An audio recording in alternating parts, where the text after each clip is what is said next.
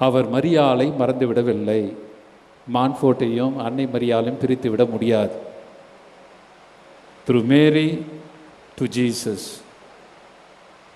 per Mariam at இயேசு. மரியா இல்லாமல் ஒரு குருனுடைய வாழ்வு சீராக இயங்காது இருக்க முடியாது என்பதனை அவர் வலியுறுத்துகின்றார். அடிக்கடி அவர் சொல்லுவார், குருக்கள் என்பவர்கள் மரியாளுடைய வேலைக்காரர்கள். they are servants of Mary. வேலைக்காரர்கள், மரியாளுடைய வேலைக்காரர்கள்.